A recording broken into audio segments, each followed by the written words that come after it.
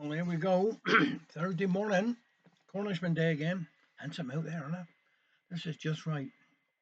I think the weather's getting a bit better now for sleeping. That's one thing I can say. A bit cooler, so that's good for all of us. Anyhow, I hope everybody's all right, staying safe and well. I'm going down today with a £20 that somebody gave me, whoever they are. Thank you very much. Last week, I'm going to take it in a Philip Church Hall at lunchtime. I always think it's nice that even when I do raise money for whatever, it's nice to put it on Facebook so that everybody knows. Because when I do a talk to raise money for someone, it's not my money. It belongs to, we give it to the church or we give it to whoever we feel deserves something. So I just think it's nice to support each other and everybody knows where everything is going. That's the most thing. Now, I got no birthdays today, but I've been asked to just read this out. Help is needed on Friday nights at our social club for adults with learning difficulties.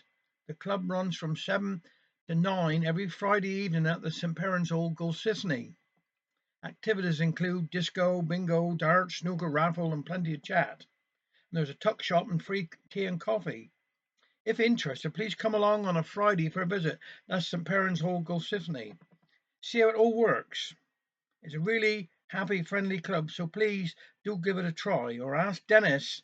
Give him a ring on 01736 741 188. I mean, volunteers they're the mainstay of a lot of things. We just say this, but like our community, we live in Ale is so important to keep. We need volunteers all the time, and I thank everybody for what they do, volunteering for Hale and all the groups. And I got one other thing: it's the Lions Club in Hale. They're really, really could do with some help. If anybody's interested in joining the Hale Lions Club, contact TJ Carpets.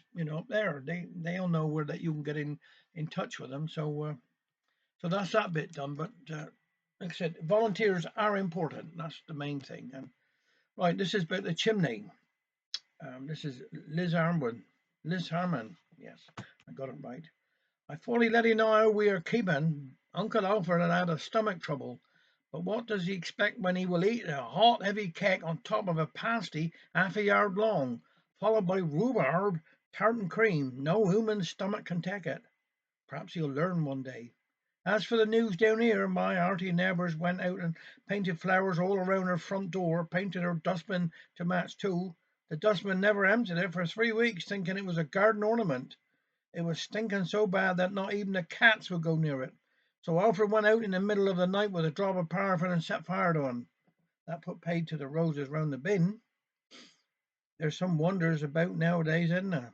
They've even got telephones on beaches.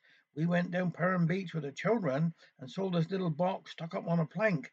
What's that for, says I. Oh, life saving, says boy Peter. Upon that, the box started ringing. What does that mean? I asked him. Oh, that means, said Peter, that someone out to sea is drowning and is ringing for help.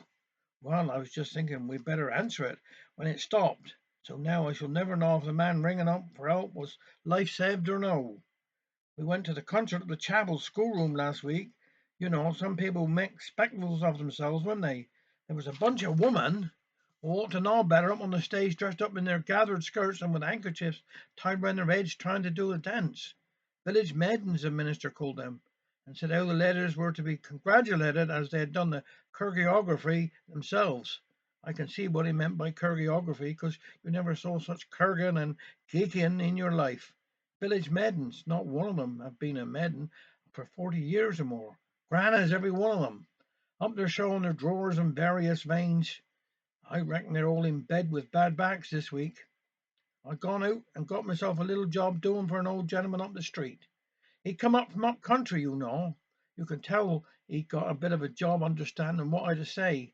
The other day his clock stopped and he was going to take him to be mended. Oh, go on, I said. I'll give it to our Richard. He'll take it abroad and fix it.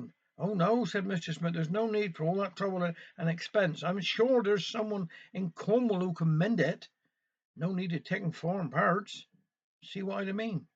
Alfred done a rare thing last week. The old chimney been smoking. I said, we'll have to sweep him. No need do that, said Alfred. Charlie next door got a get set of brushes. I'll borrow they and do it myself.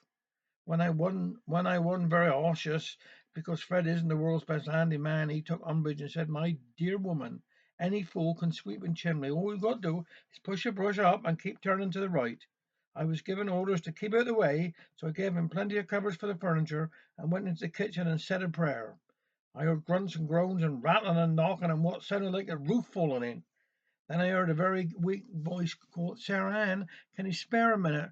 What a sight met my eyes! The natural fool never put no sack up in front of the fireplace, and he was kneeling in front of the hearth, covered from toe to top to toe in soot. Soot was falling on everything like dust from a volcano. The poor goldfish were swimming round like one demented. There was so much soot in the bowl. "It came out like a avalanche," said Alfred, "and what's more, I forgot to keep turning to the right, so the brush is stuck up the chimney," I said. "I thought any old fool can sweep a chimney." "There's only two ways to unstuck a brush up a flue. One is to climb up on the roof and drop a rock down, or stick a paraffin rag up and set fire to it." I thought of Alfred's blood pressure and confessed having a spasm on the roof, so we decided to set fire to it. That was a mistake, for when the brush caught light, it set fire to what was left up there, and they all come floating out the room like mackerel swimming around. In the end, we had to have the fire brigade, and that was a disaster because afterwards I felt we'd been struck by a tidal wave. It took us days to clean up, and we had to paper and paint the room. And when Alfred said to me, "There's one good thing, the chimney has had a good clear out," I tell 'ee I throwed the brush at him. He'd have looked some sheepish ever since. Now, before I close, I just got to tell you this. You know our boy James had got married. Well, the night before the wedding, Alfred took James down to the parlour to have a few words. I suppose Alfred is going to tell him about the facts of life, I thought. I reckon I would have to hark a bit. I might learn something. "Now," I heard Alfred say, "you're going to be married, boy.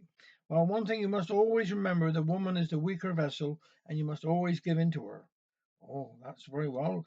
That's very well, uncle," said James. "But tell me, what if she's on the wrong tack?" I could almost hear Alfred